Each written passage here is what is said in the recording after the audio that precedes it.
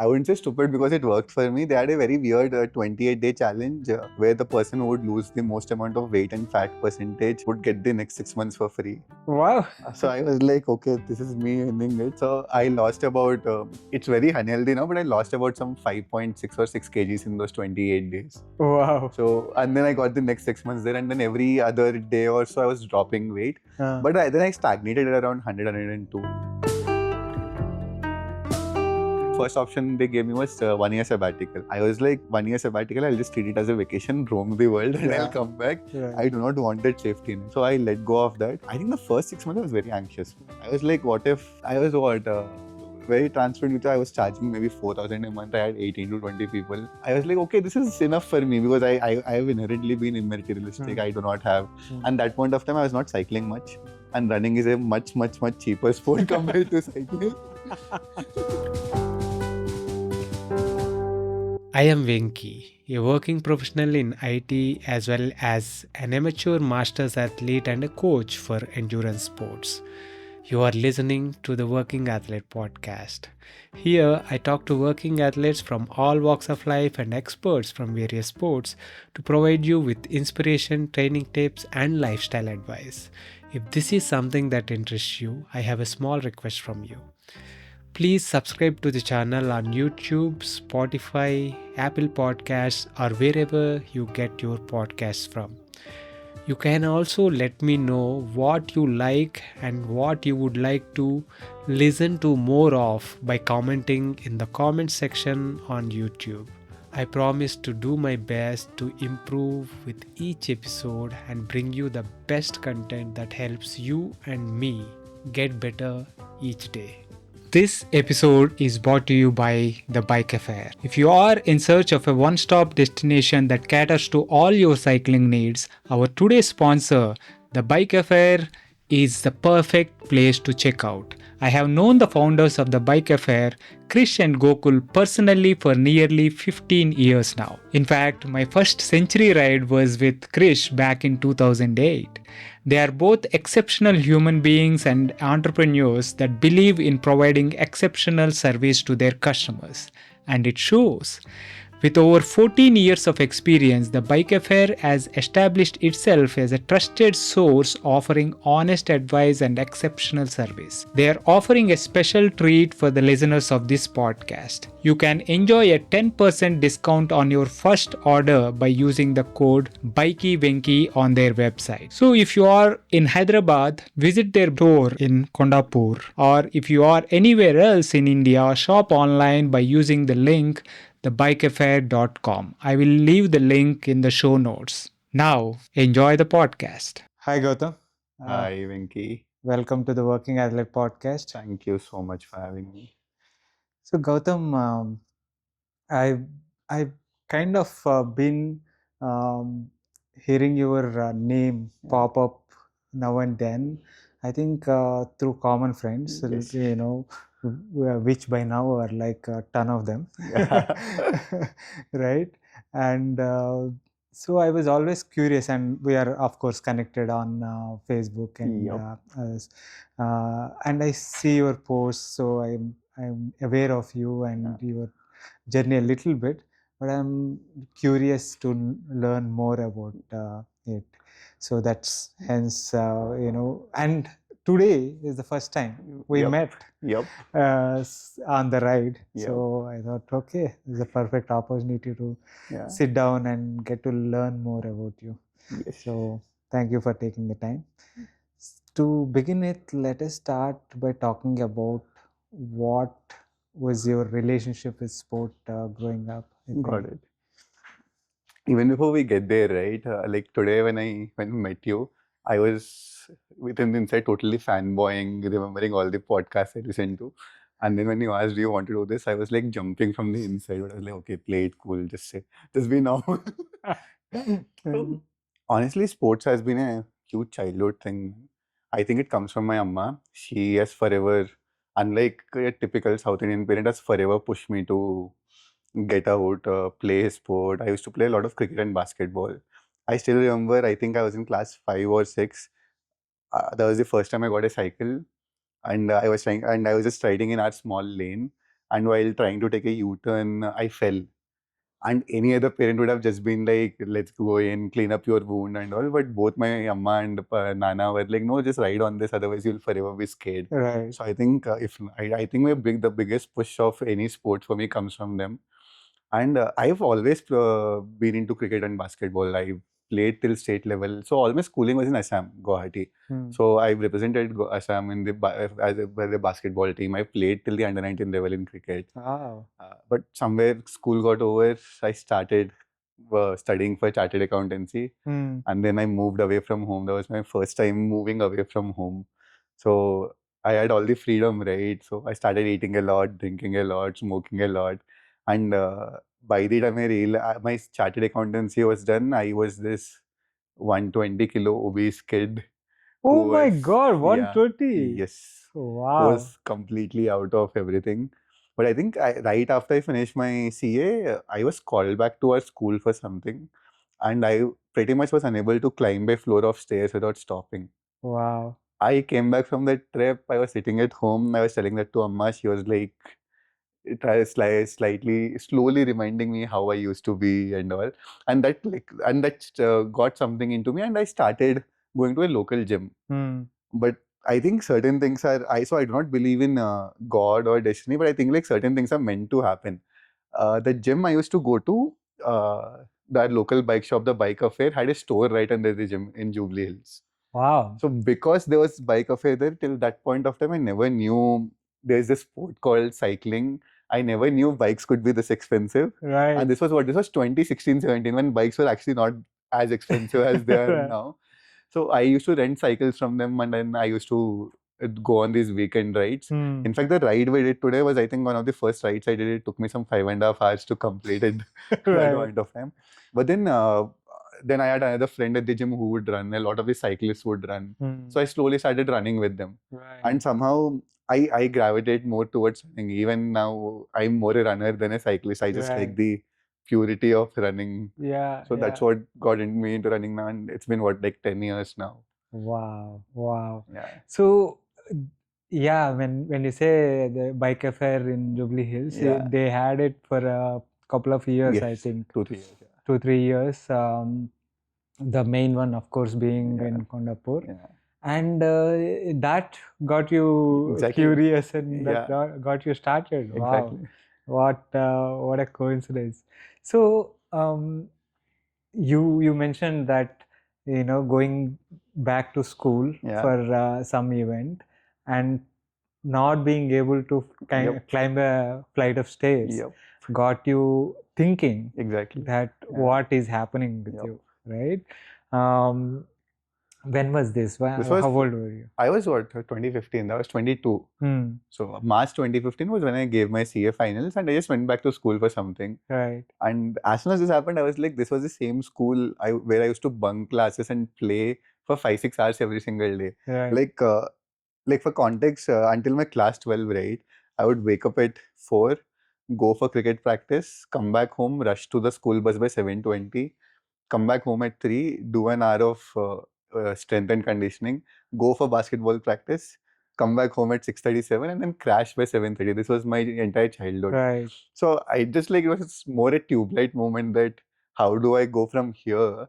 And that was what, till about 5 years ago, right? 17. I was Exactly. 17 years then.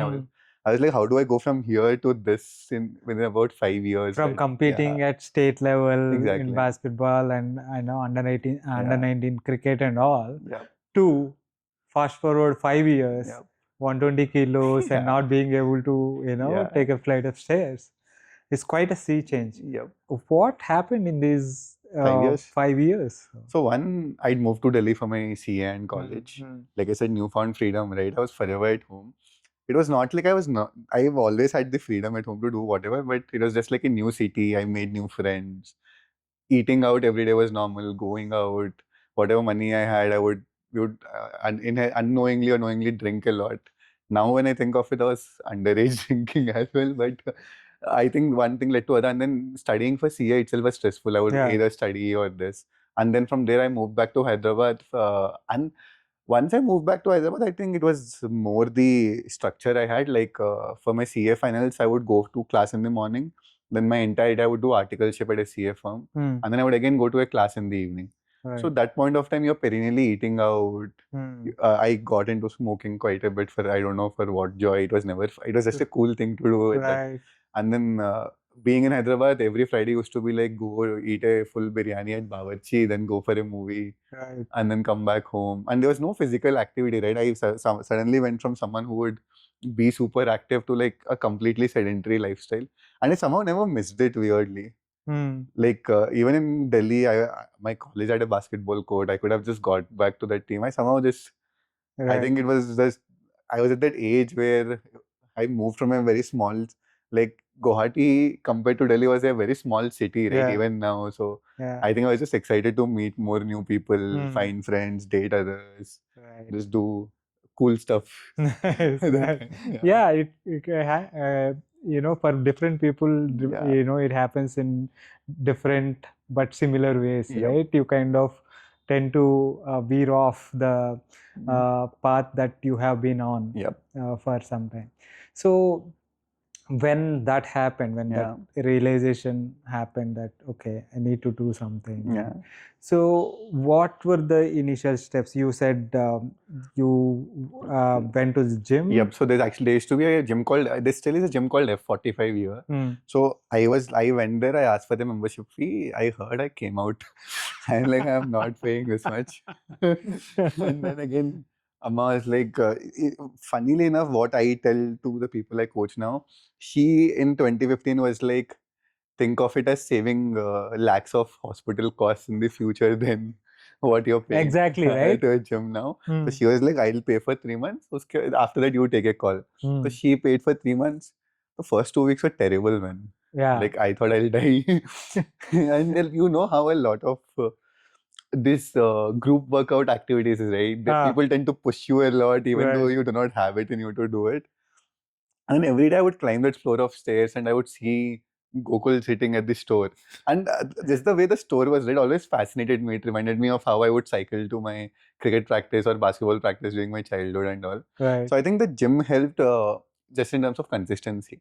Like, if not for the gym, I don't think I had it in me to go do structured workouts myself. Right. It was at that point of time in my life, it was a very easy place to go, switch off, follow the 50-55 minute routine, and just like get back to that older fitness. Right. Another thing that happened was, again, 2015, this was the time of meetup groups. So I went on meetup, I posted, is there anyone interested in playing basketball here? I found a couple of other friends. We found a team in HSBC who used to play basketball. So we formed a group of some 10 to 12 people and we would play basketball every Friday. Right. So that restarted. It was just one after the other and I just started falling in love with it. And I was like, this feels a lot more fun than going out on a Friday night, eating a biryani, having a couple of pints of beer, watching a late night movie and all. So it just like evolved over a period of those 2-3 years. Right. So how from 120 kgs or whatever you were at that point of time, how long did it take to kind of, you know, what was the weight loss journey like? I think the first year it was very easy, man. I dropped down to 95 or 100 pretty fast within 8 to 9 months. 25 kilos. So like how I said, right, the gym was too expensive for me. My mama paid for 3 months. They had a very stupid, I wouldn't say stupid because it worked for me. They had a very weird 28-day challenge where the person who would lose the most amount of weight and fat percentage would get the next 6 months for free. Wow. So I was like, okay, this is me ending it. So I lost about, it's very unhealthy now, but I lost about some 5.6 or 6 kgs in those 28 days. Wow. So, and then I got the next 6 months there, and then every other day or so I was dropping weight. But then I stagnated at around 100, 102 and, until mid 2016, late 2016. Right. And that's when eventually another friend of mine, Sneha, helped me out with my nutrition.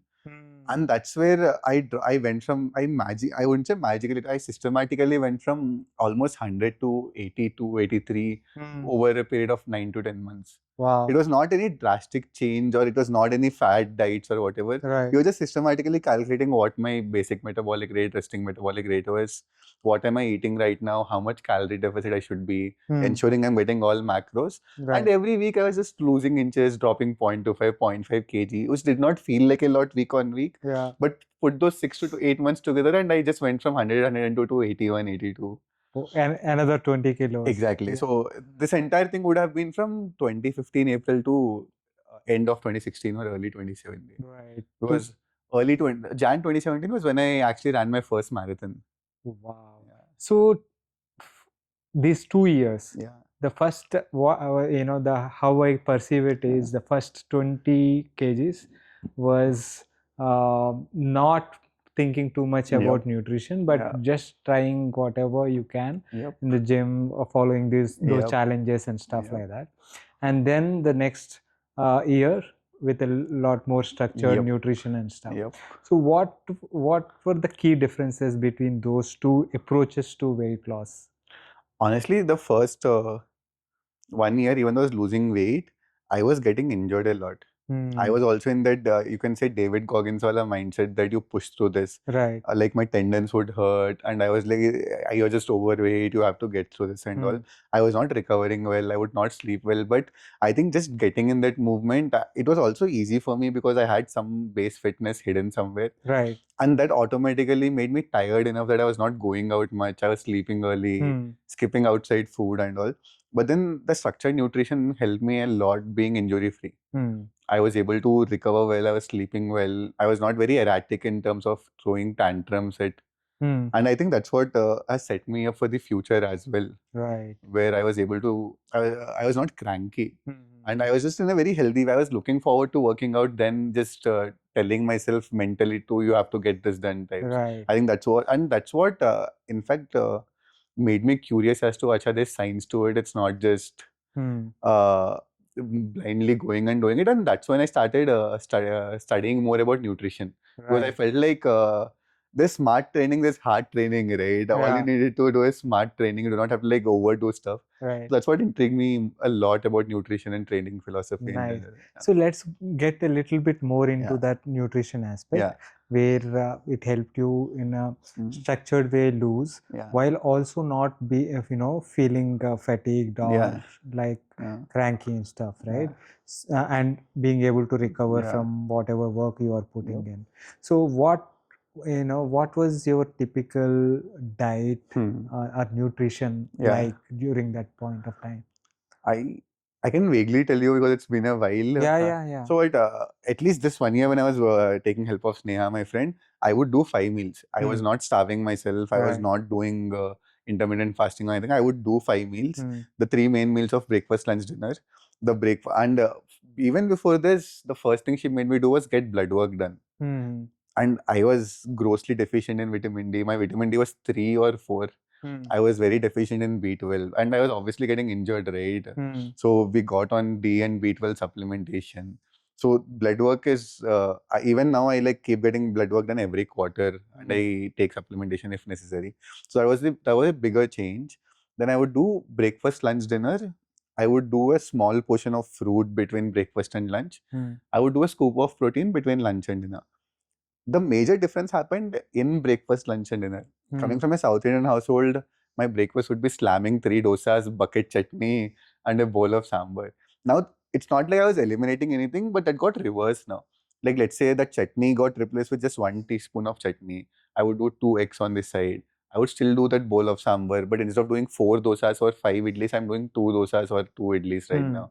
Same thing happened with lunch. There would be, like, one of the basic criteria I used to follow was you have a plate that is 100% of your pie chart.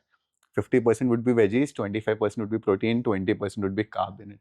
It used to be the other way before. 50% used to be carb, 25% used to be veggies, and there would barely be any chicken or like growing up, non-veg was a weekend thing, or any protein was a weekend thing. And coming from South, we wouldn't do a lot of paneer or tofu as well, right? It's always actual vegetable curries for us. Correct. So I think that change in proportion was what made the difference. Because I was doing enough protein, but I was not eliminating my carb or fat or veggies. I was feeling full throughout. I was not craving for So I inherently have a huge sweet tooth. Like I can even now slam like half kilo of jalebi or whatever if you put it in front of me. But I think just doing this the right way, where my macros were in the right proportion, I was supplementing with whatever is needed. I was taking enough protein. I was not skipping my fruits and nuts. I think like how I said it's not complicated. Right. You just have to like fall in the right this thing. Right macro proportions, but keeping the caloric deficit into account. So that's what we did. So the first 6 months we were counting calories, we were measuring how much rice I would do and stuff. But once I got to a certain stage, we stopped measuring because we tried to get into this concept of eat slowly, sit on a dining table, keep your devices aside, just talk to family, friends, and eat till you're full. While maintaining this proportion was what we got into eventually. Right. And we talked about breakfast, lunch, and dinner also. Yep. The lunch and dinner would be pretty similar. Yeah. Okay. But then my dinner started becoming much earlier. Like you can now say that even though I was doing 5 meals, this could have been a form of intermittent fasting because my breakfast was at 9. My dinner would be done by 7:30. So this was the time I started working as well, right? I would go to office. Right. So and I think I have a huge support system at home. So I used to carry this big a lunch box. Right. There would be a protein shake, there would be lunch, there would be dinner, because working in consulting, I would come back late. Right. So I wanted to do my dinner at work. Then there would be a fruit, there would be some nuts. Right. And then I would carry this big water bottle with me so that I drink 3-4 liters. Right. So my lunch box was bigger than my laptop bag to office at that point of time. Yeah. So nice. You know, you just have to prioritize and figure out a way to get it done, right? You know, even now, there are instances where we know that, you know, we need to do early dinner and stuff. But we'll say, oh no, by the time I come back from office, it'll be like 9, 10 or whatever. So I'll come back from office, freshen up, eat at 10, watch TV for a couple of hours, and then sleep at midnight. All this, you know, unless you move that cycle, see, you know, instead of saying no, I cannot do it, asking yourself, how can I do it? Right? So that definitely helps. So you have gone through this journey and lost another 20 kilos. By now you are like nearly 40 kilos of weight loss, right? Over 2 years. And that's incredible, man. You must have been feeling light on your feet. So, and you said you started this journey in 2015, and you said you have done your first marathon in 2017. What was the training journey towards that first marathon like? So again, going back to gym, another friend of mine used to take a weekly interval class over there. Her name is Vandana. You must have known of her. So I started running with her. I started renting a cycle, and unknowingly, every passing day, I would drift more to running because running was very simple, right? Wear a pair of shoes, wear shorts, get out. I would like literally run out from home, and the traffic was not as bad as it is now. I would just run out of home, and in Hyderabad, you're lucky that you have 2 or 3 big parks right in the middle of the city. Yeah, KBR. Yeah, so I would just run into KBR, do a couple of loops. In hindsight, I think there was not much science to it. Then I would just run consistently because I remember when my first marathon, I think I would have carried 1 or 2 gels on me. I don't think I ate anything before. I think my previous meal was curd rice the previous night. And I just ran the entire race with those 1-2 gels. So I don't think there's a lot of science to it. Right. And at that point of time, I think podcasting or YouTube also did not boom much, that there was not much information available. Right. So I would purchase books like Daniel's Running Formula, Advanced Marathoning, and I just about started reading those things because then I was like... because every time you have a Garmin, right? Now I know the data, some of the data might be wrong, but then every time I would run for a 1.5 hour run, it would show 700 calories burned. I am like, wait a minute, for an entire day, I'm barely eating 2300, 2400 calories. And if I'm burning this much, how am I supposed to run for 3, 4, 5 hours? Right. I was just curious. So that's how I figured out gels. The first time I typed gels online, the first company that came up was Univet. So I went on their website. That point of time, Univet website was a great resource in terms of nutrition. They would have they would add every single research paper under their product, and also that got me into reading and all. But I honestly, like, I wouldn't let an athlete of mine run a marathon in a way I ran. Yeah. I keep telling people that I've made all these stupid mistakes so that you do not you have, don't care. have to You don't make, have to. make Yeah. those mistakes. Nice, nice. So Yeah. you and I'm assuming Yeah. that marathon was not your first running event. No, I think the first thing I ran was a 10K in November 2015. Okay. That was my Okay. first event. So you slowly built Yeah. built up to Yeah. marathon. Yeah, so yeah, it wasn't like I plunged into the marathon. Right. I think I ran my first 10K in November 15. I ran my first half in Feb 2016. Okay. This was Delhi half marathon. Then I Right. again ran I ran my second half in Hyderabad in 2016. I realized what people were telling about the course. I was also young and cocky, right? Yeah. So I also started, we have an amazing group here called Hyderabad Runners. Correct. So I would go tag along with them on long runs. And everyone would be like, it's a hard course, go slower, go slower. And me coming from basketball and running and cricket fitness, speed was never my issue. Right. Endurance was my issue. Yeah. I was like, what are these people saying? I'll show them how to run this course. I ran for 8 kilometers, then I would have sat down outside KVR for 5 minutes. Right. I very hard contemplated just walking back home from there. And then I realized my drop bag had my phone and wallet. So I anyway had to go to the stadium. So then I ran to the stadium. Yeah. And then I ran Mumbai, and like Vandana even then was like, do not run so early. It's too early. Running is a sport. Where if you give your first 2-3 years at the shorter distances, it'll hold you in a much better place. Right. But you wouldn't listen, right? You have to experience it for yourself. You have to make all those mistakes to understand, acha, that's what she meant by don't do it too early. Right. So during this time, I was not afraid of running longer distances because sometime in 2016, someone told me there's a thing called brevet. So I went to Gokul, I sat down on a Monday next to him and asked him what a brevet is. Gokul, to give him credit, took out a piece of paper, asked me how much time I had, explained me the entire SR series. Right. So I just borrowed a hybrid from my friend, and that Sunday I did my first 200-kilometer brevet. Wow. So I was never afraid about these longer distances because I'm like, if I can be on the cycle for 10-11 hours on a random hybrid, Right. running also would be easy, was my assumption at that point of time. Right. Yeah. Right. Amazing. So you started with 10Ks and halves, and then Mumbai was your my first first marathon. 2017. Wow, Yeah. great event to Yeah. be your first. Yeah. So how did the marathon itself go for you? Again, same young cocky me. I Right. think with like my 1 or 2 gels, and by this time I was super fit. Right. I would say I was like much leaner than what I am right now. I was fit. I started super fast. I think I enjoyed the race till about 2 hours. I was done with 24-25K. And then if you know the Mumbai course, right, you run next to the, you come back and run the entire stretch next to the Marina Drive, and there would be benches on this side of the road. Right. By the time I reached there, I was done with life. I was done with everything. I just went there, sat on the bench. And after, I think I slept there for 15-20 minutes. And someone came and woke me up. There was another friend who was running the race. He thought I was done with my race and I was chilling there. So he woke me up to give me gali that, what are you doing here? And I told him, no, I'm yet to finish the race. So he made me stand up. He dragged me to the finish line. I think my official time was 5 hours, 22 minutes, some 30 seconds. Right. And I would have finished 25K in 2 hours. So that's when I again, when friends were telling that you're halfway in a marathon is not 21.1K, it's 30K. 30, I was like, 30, simple 35K. math, what are you saying?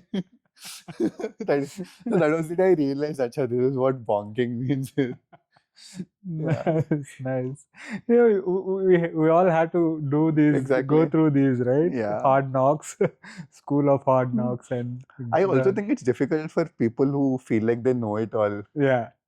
Someone else would be like, acha, this person is experienced, they've already done it, they must be knowing something. But I approached it with this mindset that no, I am the most intelligent kid here. Right. I'll figure out what they didn't, and then I would, by the end of it, would be like, acha, I understood what they're saying. Yeah. Nice.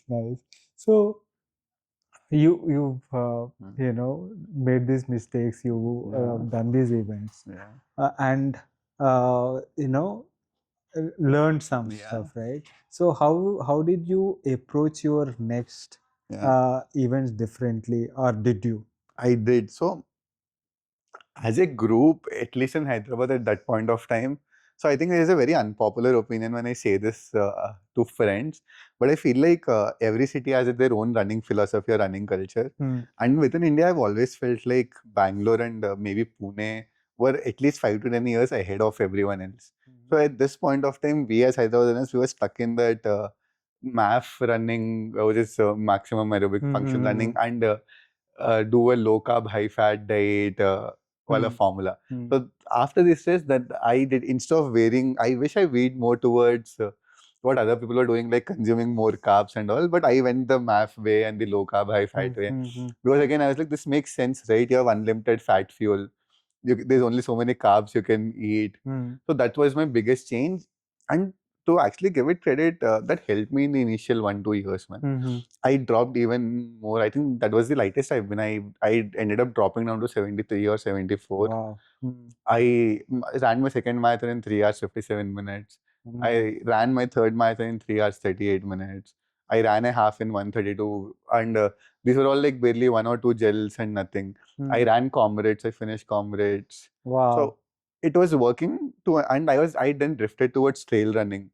It worked to it till the time it stopped working eventually.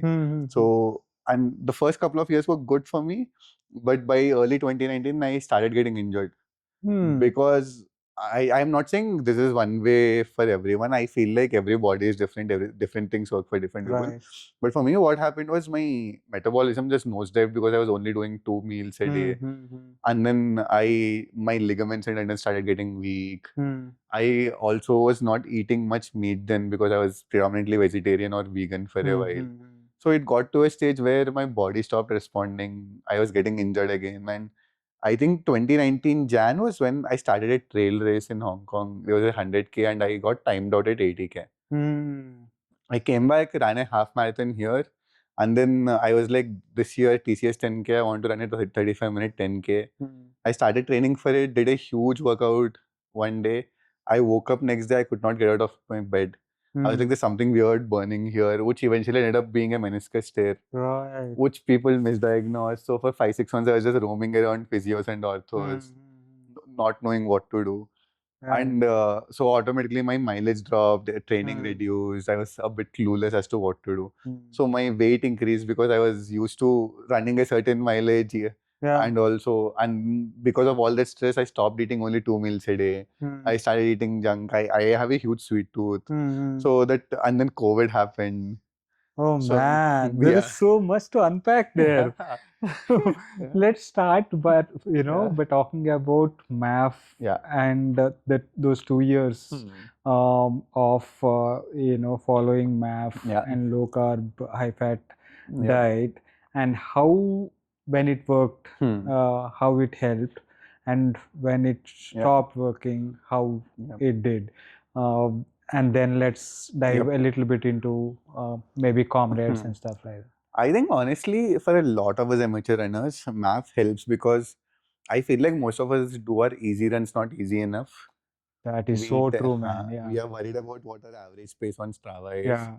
I still keep taking case of my friends that, so like for example, my marathon best right now is 3 hours 3 minutes. That's an average of 417 per kilometer.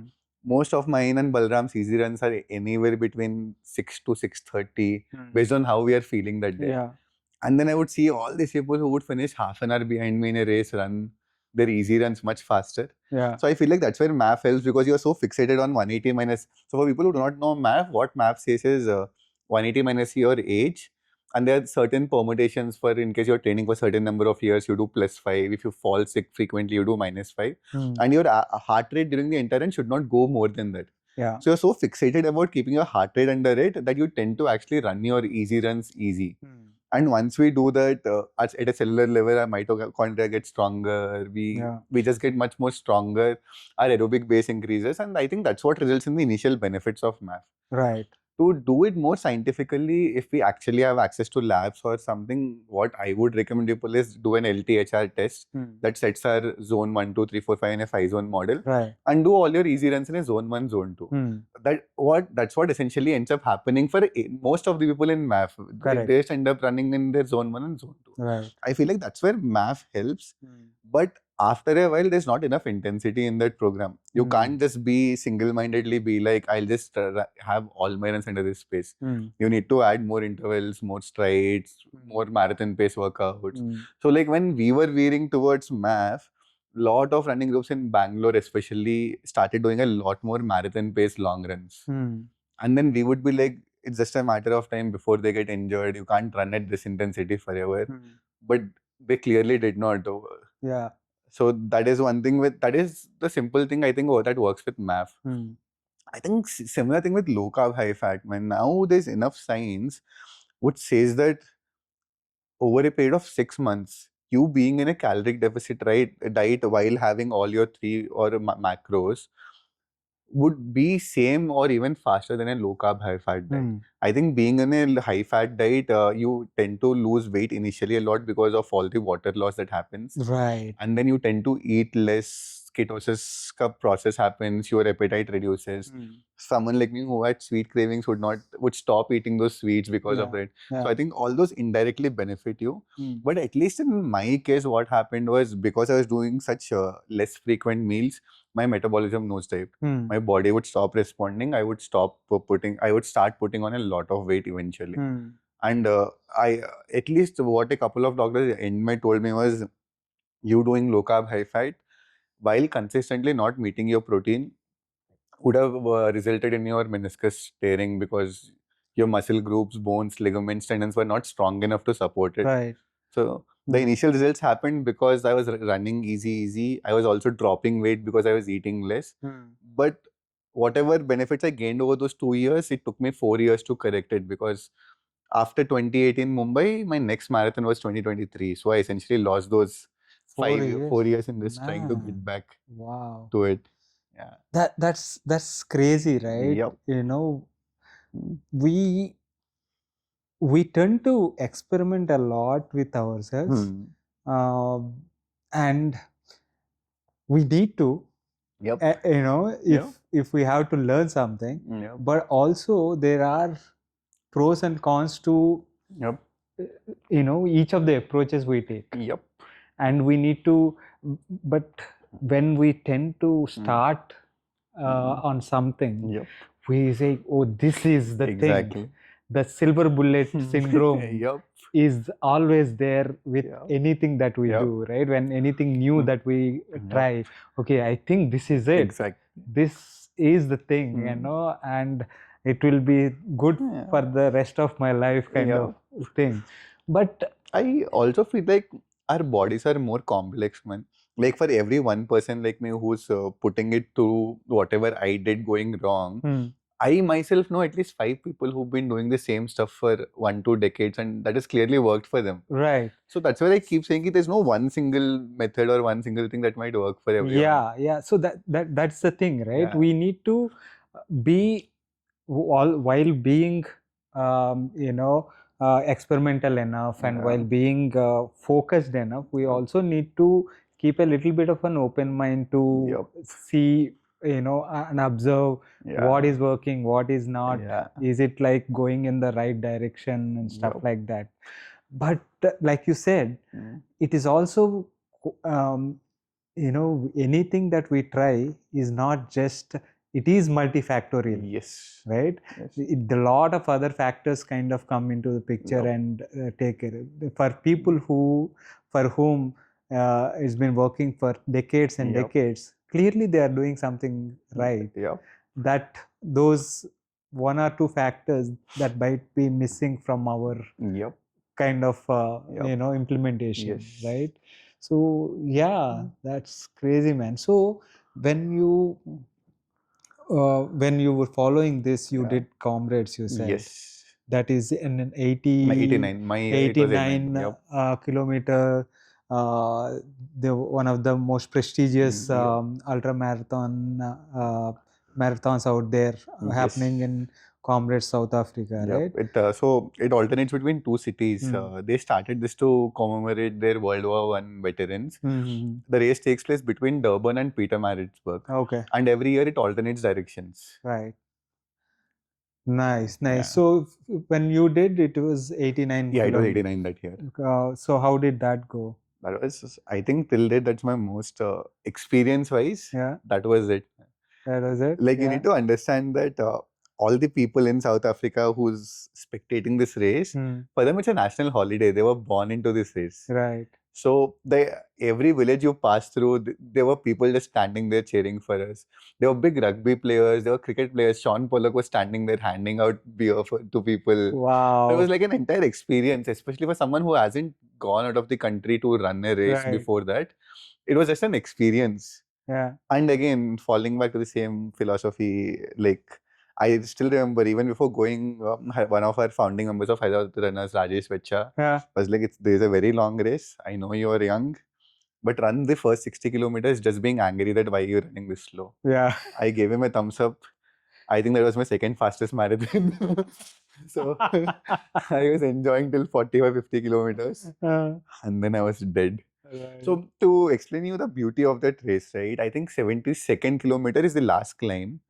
It was right at the beginning of a village. I saw that climb. I was done. I was like, this is not happening. There was a grass bank here. I just lied down on the grass bank. There were 5 teenager college kids who just walked to me. I was like, am I about to get mugged or something? They just lifted me up. They were like, is everything okay with you? I was like, yes. Each of them gave me a hug, walked with me from this side of the village to the end of the village. Did not let me stop anywhere.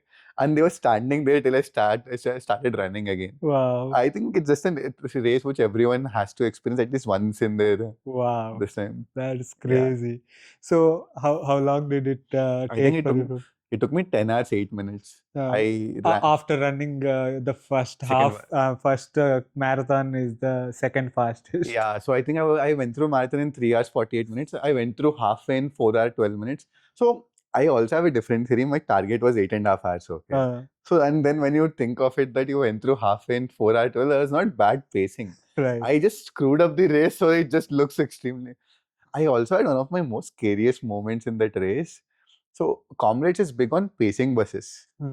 So I think 2 or 3 kilometers before finishing, the 10-hour pacing bus was coming near me. That felt like a battalion marching at you. I was so scared I'll get trampled that I saw a divider there. I just like climbed up onto the divider, stood there, let them go, and then got down and I started walking and running again. Wow. I think that has to be my, even in spite of doing cycling races, breves and all, I think that was the scariest I felt in a race, that I'll get trampled. Someone. Amazing, man. So you did this, and then you said you went through this injury phase and lost quite a few years between, and from 2019 to 2023. Yes. Right? Yes. So what was that period like? A lot of things happened in that period. Like I think I was my fittest in May 2019 when the injury happened. I threw myself. First 6 months I did not know what was happening. I was just running here and there. There's also one of those injuries which let me run, fight in case, but it did not let me train. Right. Work was getting hectic. I was always good at work. I just got promoted. My partner and I were getting married. Ours is a love marriage. Our parents got to know about it. So that was happening. I unknowingly started coaching during this point of time. One of my closest friends and I, he just realized I did not run for the past 1-2 weeks. He's like, come, let's run. We're running together. And he was like, do you have any books I can refer? Because I saw your running journey. I was like, you know what, give me... Like we have a race called Club Run here. That was exactly 16 weeks. Right. I think you want to give me 16 weeks. I'll write your plans. Let's see what happens. It was just very nonchalant. There was no meaning to it. We worked together for those 16 weeks. He's been running since forever. He went from a 157 half to a 133 half. Wow. So that was like, okay, I thought I was bullshitting my way through this, but I think I know something. I've read enough. So that gave me confidence. So then I just put up a post saying ki I would like to work with 2 more people pro bono if anyone's interested. Then I had 2 more athletes, and that's what started my coaching thing. Right. And then COVID happened. I was just sitting at home, right? There was no reason to go out. I Yeah. put on more weight. And I think I still have no clue what happened, but once I started running again, that end of 2020 to the end of 2021 was my worst running phases, where I would stop at every uphill. I could not run any uphills. It was not physical pain. Right. I would just like my breathing would go all over the place. I obviously put on weight. I might have had any COVID related symptoms and all. Right. So early 2022 was when I got back to it, and actually Bangalore has a huge role to play in this.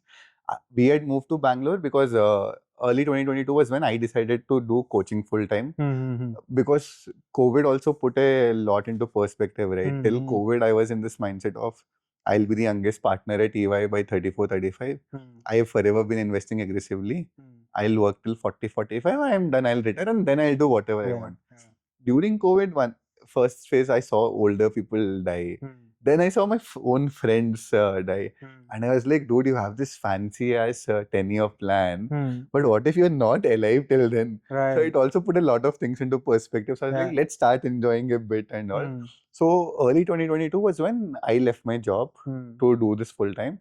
And Natasha's work called her back to office. And her work was Bangalore. Okay. So that's when I think late 21 or early 2022 was when we moved to Bangalore. And I was again very unfit, but I was running again. Bangalore was where I used to run a lot with a friend of mine called Kuljit. That's when I met someone like Tim. Tim was, she's a straight shooter, right? She's like, honestly, you're throwing yourself a pity party, you're just eating whatever, doing whatever. So I sat with her, we again worked on my nutrition. It was obviously something I've done before, everything I knew, but I think I needed someone to just call my bullshit and sit in front of me and be like, you can do this. So she structured my nutrition again. I think 2022 October was when I ran my first race after 4 years. This was the Bangalore half. I think I took some 1 hour 48 or 1 hour 50 minutes. I think that was probably the first time I walked in a half marathon. Wow. I was that unfit at that point of time. But that changed something because Bangalore also is very competitive, right? Hyderabad is more social in terms of running than Bangalore. So, but I think all those things combined did something to me that I started taking my nutrition seriously again. I started doing more strength work. I got my issues solved. And that's when I slowly started building up to an extent that I got back to racing the marathon again in 2023. Nice. So this, when it comes to the injury, right? What ended up happening in terms of finding the root cause and solving it? How did you figure it out? Honestly, the first 6 months were very frustrating. Because I could feel someone stabbing me with, it felt as if someone was stabbing me with a knife at that point of time. Every day I would wake up because my muscles were cold. Every time this would happen after 8 to 9 k of a run, I would go to multiple, my initial thought was, let's go to a physio. And that physio would be like, this is an IT band issue. And I would struggle to explain to them that the amount of glute work I do, how my blood work is, this can't be an IT band issue. I am not a new runner who just started running now. I've been running for these many years. I've loaded correctly. No one would listen. Then I finally went to Bangalore to meet Natasha because her work was there. I took an appointment at Peak Performance, met Dr. Yash. He was the first one to say that this doesn't seem like an IT band issue. I feel like there is a tear, just get a CT scan done. And then I came back here, I got a CT scan done. He's like, see, there is a tear. And then he referred to me a doctor here because he's like, it doesn't make sense for you. So once the tear got diagnosed, right, it was my call to get under the knife or do strength work. Because it was a very small minor tear, it just needed to be diagnosed, and then based on it, Peak Performance again wrote my strength plan for it. But and then in the middle of this COVID and my wedding and all happened. So had I been in Bangalore, I probably would have gone to them beforehand. I wouldn't have wasted that 6 to 9 months getting misdiagnosed and all. So identifying the thing with injuries is the first step would be to diagnose it correctly. Exactly. Right? Unless you diagnose it correctly, you won't be able to take the right steps to right corrective action. And in today's age, diagnosis is everything, right? Yeah. Like if you give me a right diagnosis, I'll just open ChatGPT and ChatGPT will write me a good rehab routine for Right. it. Yeah. Yeah. Amazing, man. Yeah. So then the journey of struggling Yeah. due to injury and Yeah. losing fitness and Yeah. again taking care of that nutrition Yeah. and coming back to fitness Yeah. and running your first the marathon of after 4-5 years. Yes. So that phase, right? What are the key takeaways Yeah. from that phase for you? For me, honestly, running was, I think that was the lowest I was mentally. Because funnily enough, there was also a period of very high growth in coaching. I did not understand why people were coming to me for coaching because I myself was struggling to do well in running or races. But I also had multiple things going. Like my job was very hectic. I was working for 12 to 13 hours a day, and working at home during COVID did not help because earlier, if you were home by 9, you were done with work, right? Now you're forever available. Right. So you're forever working. There is no delineation. Exactly. You're forever working. I was mentally, honestly, at my lowest in terms of running because I started feeling like a fraud. I'm like, if I'm unable to correct my own running, how am I helping these others and how are they trusting in me that I'll be able to help them? Right. That imposter syndrome. Exactly. Imposter syndrome is the word I'm looking for. Right. Yeah. I think I still had it. I think I stopped saying this thing by the end of 2023. I think till then I was like, what if I'm just bullshitting my way through this? Why are people trusting in me and all? I think now finally I'm comfortable. I think even till about 6 to 7 months ago, if people ask me what do you do, right? I would still not say I'm a running coach. I would still give them a huge background. I'm a chartered accountant. I worked for so many years. Then I left my job. Now I'm doing this. Right. So that entire period was a bigger struggle with this to come to terms with this. Yeah. No, that is also part of the journey, right? Yes. Part of learning and discovery, self-discovery also, right? Yep. So how did you kind of deal with that aspect though? I honestly have no answer, man. I think the satisfaction of coaching people, like every time someone would do good in a race, that would like increase my confidence by 0.1, 0.2%. Right. I was like, okay, there's something I'm doing right. But then I would struggle to impose the same discipline or consistency on myself. I needed other people to tell me that you are just not doing it the right way. You can't just put it on your body or whatever. People like Balram, people like Tim, people like Kuljit, people like Tribhuvan, they all push. I also was lucky enough to have friends who cared enough about me to pull me back into it. Right. I also feel like at least early 2020 to early 2021, running was what got me through my job as well. Because with compared to similar to all managers at my age, right? I was also one of those managers who was like the buck would stop with me. I would not let all the office politics and all go below me to my juniors. So I was stuck at a phase where I was taking all this shit from my seniors, but I was not passing it on to my juniors. So my workload would increase because I would not want them to work on the weekends. I would not want them to work at 11:30 in the night. So I think running was keeping me mentally sane, that half an hour or 45 minutes of movement in the morning. And then interacting with the people I was coaching. I think I was coaching some 10 to 15 people by then. So that's what I think those people combined with my friends was what got me through that entire phase. Right. No, that is important to kind of go through that and come out of it unscathed. So we were just talking about the learnings from that phase of coming back to fitness. You mentioned that these guys, the people around you also kind of helped you and pushed you towards that. But in terms of say putting back the structure or the nutrition, getting back to nutrition and stuff, what helped you the most? I think one of the biggest other struggles I had was you tend to cling on to your older fitness. I think from coming back from injury, you have to dissociate yourself from what you were before and just treat it as if you're starting afresh. I would repeatedly keep getting niggles or injuries because I refused to start at a fresh place. If there was a workout, I was like, okay, these are the places I used to run then. I would still run this now.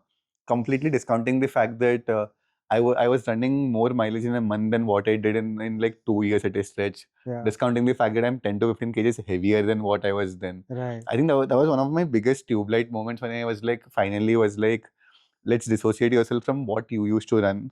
Wow. Like for someone like me, walking in a half marathon was a big thing, man. I'm Right. like, I am not used to this. I'm used to being in that 10, 15 people ka group, making moves and just sticking to them. Yeah.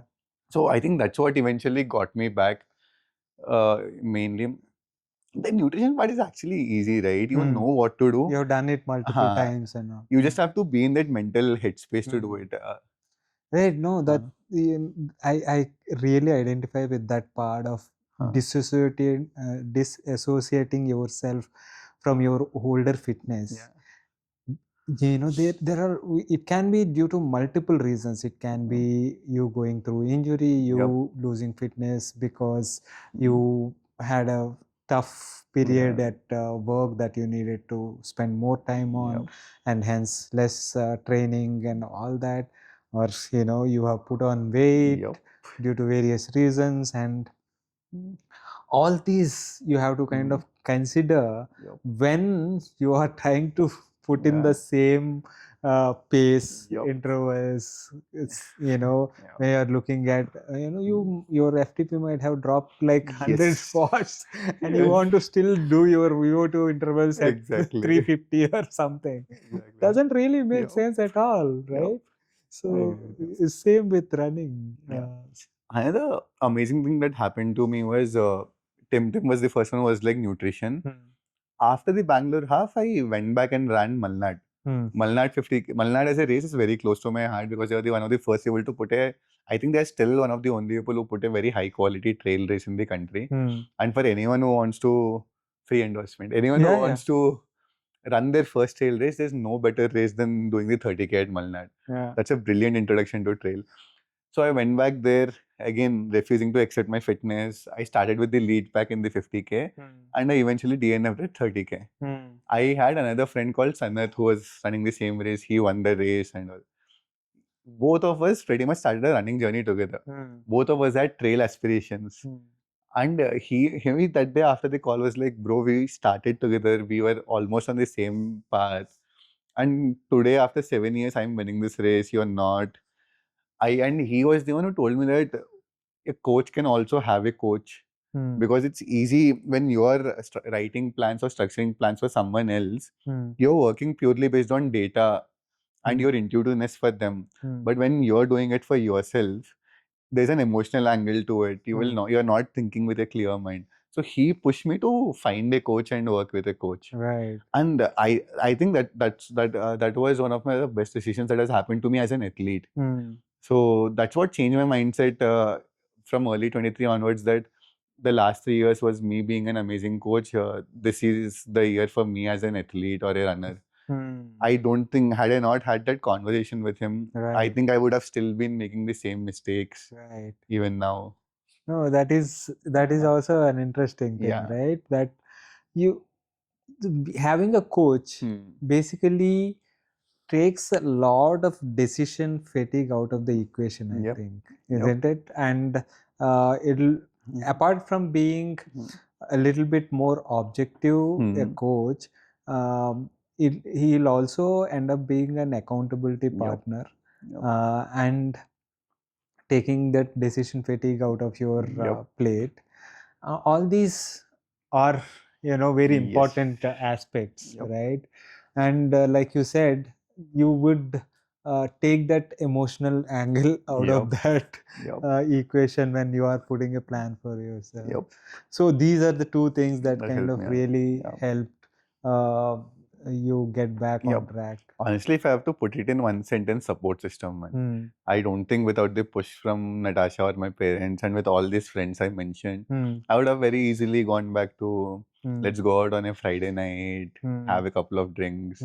It's okay not to run. Right. I could have very easily just gone back into that mode. Right. No, yeah, that the support system makes a huge difference, right? So having the right support system, having Mm. the right set of people around you that Yeah. not just kind of be your cheerleaders, but Yep. also become your reality check. Yep. From time to time, give you that stick and say, Yep. what the hell are you doing? Exactly. Right? Exactly. You are worth more than this. Yep. So that reminder is also Yep. important. So once now Mm. you are kind of back on track Yeah. and going well. So what how has it been after coming back to marathon distance and running? I think I took about 6 marathons to finally run a decent marathon. Hmm. So 2023 was Bombay. Again, the same story. I ended up running at 3:30, 3:31. Hmm. That year, I went to Valencia. Hmm. I think I was still slightly overweight, but I refused to accept it. Hmm. I ran the first half in 132, but I finished in 340. Hmm. But that motivated me even more. Like I am also one of those people who, if I do not succeed at something, I will not give up. Hmm. I'll just sit down objectively, having a coach help and understand what are the mistakes I was making. Hmm. I got back, worked on it. I lost a lot more weight. I still keep saying that I don't think I am anywhere close to the fitness I had in 2018. Hmm. The two things that really have worked for me has been fueling during a race and all the advancements in shoe technology. Hmm. I eventually realized that I respond a lot better to high carb fueling. Hmm. I went from something like Valencia was December 2023. I ran at 3:38 there. I came back, I recovered fast, so I decided to run Delhi in Feb 2024. Hmm. I ran at 3:11 there. Hmm. And that was the first time where the first half was 137. At the beginning of that race was probably the lowest in confidence I was at a race. So I started very slow. I was like, I just need one marathon where I'm running two equal halves. Hmm. The timing doesn't matter. The Right. first half was 137. The second half was 134. Hmm. I would have overtaken some 30 to 35 people in the last 8 to 10K. Hmm. The biggest difference was I lost 4 kgs from the December to Feb. Hmm. And I went from someone who would do one gel every 30-35 minutes, or basically 50 grams of carbs or 60 grams of carbs at max per hour, to someone who did 90 grams of carbs Hmm. in that race. And I just realized that I inherently respond Better. much, much better. Hmm. I also feel like certain products work for certain people. Like, it's not like I did not try to do this at Valencia, Hmm. but I would get nauseous by the third hour. Hmm. I would not be able to consume that much. Right. So Valencia was my first attempt at getting up to even 75 grams of carbs. Hmm. By the third hour, I was very nauseous. I was disoriented. I could not. Right. I changed to a different company in Feb. This worked for me better. Right. I was able to do 90 grams of carbs. In fact, like 3 hours, 11 minutes, right? I tried 3 hours. I was at 39.5 or something. Hmm. I was like, should I take a gel now? I was like, it'll be very stupid if you do not take a gel and if you cramp something. Right. So I took a gel at 3 hours as well. I think that was my biggest Yeah. change compared to what I was doing before. Nice. I just respond much better. I also did a very funny thing in this race. So the gels I used, I was alternating between regular and caffeine gels. I did not notice that the caffeine in these gels were 100 mg. Hmm. So instead of doing 100 mg per hour, I was just alternating between regular and caffeine. Okay. And I had so much caffeine in my body that I think I slept finally on Wednesday morning. I could not sleep Sunday night. I could not sleep Monday night. I would have slept for 3 or 4 hours on Tuesday. Wednesday was when I finally was able to sleep. Wow. Yeah. Crazy. So what gels work for you though? These are precision hydration. They're actually much big in cycling and Yeah. the triathlon community. Hmm. They work well for me. So if I have to geek out, a lot of science says that 1:0.8 between glucose to fructose is a Right. better ratio for absorption, Hmm. which Morton and cis beta fuel does. Right. But they did not work for me. Something like Univet, which is just 2:1, or Precision, which is just 2:1, work much better for me. Right. It's much more easier to consume Precision because they're very jelly-like. They do not have a flavor. So I do not have any taste fatigue. Right. So, and I am one of those people who would rely extremely less on the race organization for fueling, because every race will have different brand working with them. Yeah. So I just carry my gels, I carry my own electrolyte capsules, and I just rely on the race for water. That's all I do. So now my standard go-to marathon fueling would be one gel every 20 minutes. Every 48th minute in an hour would be a caffeine gel. One electrolyte capsule of 250 mg sodium every 30 minutes. And I would just pick up water at every single aid station. Right. Excellent. And do you also, coming back to a little bit about talking a little bit about training, right? So do you also train with carbs for this thing? So it depends. Like most of my weekday runs, race simulation kind of thing. So what I've also realized is carbs in training are important for two things.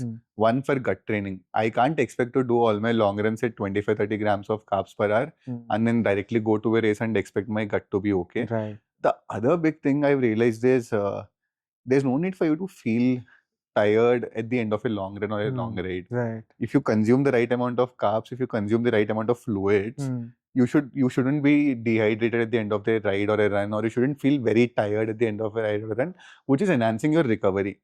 Which inherently is letting me put bigger weekly mileages, bigger workouts week on week, which is helping me increase my fitness every week. So like these days, so any run over 1.5 2 hours, I would 100% carry gels on me. Even if I'm not hungry, I would just consume one gel every 30-40 minutes. The amount of calories we're also burning, I don't think 100 calories, 25 grams of carbs or sugars will do any health damage to us or whatever. If anything, that is ensuring that I won't be in a constant state of energy deficit, which would again result in me not getting back. Because if you think of all the things I explained about the 2019 to 2022, is inherently me being in an energy deficit state and probably overtraining leading to what happened, right? This just at least ensures that I'm well fed and hydrated. Excellent. So, let's talk a little bit about your coaching. Yes. Right? Now you have taken that plunge in 2022 to say, okay, I will do this full time. How easy or hard a decision was it? From a heart perspective, I was mentally very anxious because I come from I am like being very humble when I say this, but I was forever good at my job. Like I cleared my CA at one go. I got my first job. I got my second job. I never missed the promotion cycle. I had it fixated in my mind that I'll be a partner by 34, 35. So letting go of that, irrespective of how frustrating my job got, letting go of that entire dream of being his partner by certain age, plus letting go of the fact that irrespective of how shitty your job is, first of every month there's a fixed paycheck that is coming there. Right. Because I also come from a business family where I've seen more downs than ups at home. So I was very clear that I will be that stable person for home of this. I was also anxious that, okay, I've had a couple of years where 15, 16 people are working with me. What will I do if these people do not work with me? But then what helped me a lot was my partner. Natasha is very ambitious in her career. She was like, she broke it down for me. One fine day, I was again ranting about my work. And then she saw me how satisfied I was with coaching other people. To be very honest with you, my inherently when coaching picked up, right, my first thought was, this will let me train more if I become a full-time coach. But somewhere through that process, their results gave me a lot more satisfaction than my own running results. So she just saw how satisfied I was with it. One day she sat down and she broke it down for me that you do not understand the privilege you have. We do not have any commitments at home, or we do not have to support anyone. If anything, I am still living with my parents at home. Natasha has a full-time job. We do not inherently have any plans to have a kid in the future. She's like, if you do not take this risk and take a plunge, then who will? You pretty much have all the privilege to do it. And she's like, what will go wrong? You still have a good resume. So, and even when I started talking at work, their first option was take a 1-year sabbatical because they did not want to let go of me. It is also very funny, right? Like you will relate to this much better. I feel like your office people, there are different scenarios that happen there, but they tend to understand your importance when you're about to leave. They take you for granted till the time you are there. Yeah. So they wanted me to stay back. The first option they gave me was 1 year sabbatical. I was like, bro, if 1 year sabbatical, I'll just treat it as a vacation, roam the world, and I'll Yeah. come back. Right. I do not want that safety net. So I let go of that. I think the first 6 months I was very anxious. I was like, what if Yeah. I was very transparent with you. I was charging maybe 4,000 a month. I had 18 to 20 people. Right. I was like, okay, this is enough for me because I have inherently been immaterialistic. I do not have. And that point of time, I was not cycling much. And running is a much, much, much cheaper sport compared to cycling. So Yeah. I was okay with it. There is no disagreeing there. Exactly. Yeah. But I think my partner would be able to answer this better. Every time someone would leave, I would be mentally MS. I was like, what if this is it? What if eventually? I think I'm very lucky to have found the right set of people who got attracted to me. Like even now, I would say 80% of my athletes would pay on time or ahead of time. They have complete trust in me. They would discuss everything with me. They would obviously ask questions, but they would have that trust in whatever I was saying. I had a couple of really good athletes who forever vouched for me because I am for someone who's so active, I'm inherently a procrastination max fellow. After this episode, if you go and look at my social media, my Instagram, right from 2022 to 2025, I would have barely done 5 or 6 posts about my coaching. Right. I just do not have it in me. I love writing, but I do not have it in me I get very awkward in front of the camera. I do not have it in me to consistently be online. Right. And I feel like my only growth in coaching has been because I was lucky enough that my athletes were consistent. They trusted in me. They got results. And then I was also lucky enough that they were transparent when their friends reached out to them. Right. Saying that we were all training together, what happened, what changed for you, and then they pointed them towards me. Yeah. I feel like I make fun of this thing that this is a solid Amway model where it's just like, what do you call it, that brand system happening. But I honestly feel like that word of mouth was what enabled it.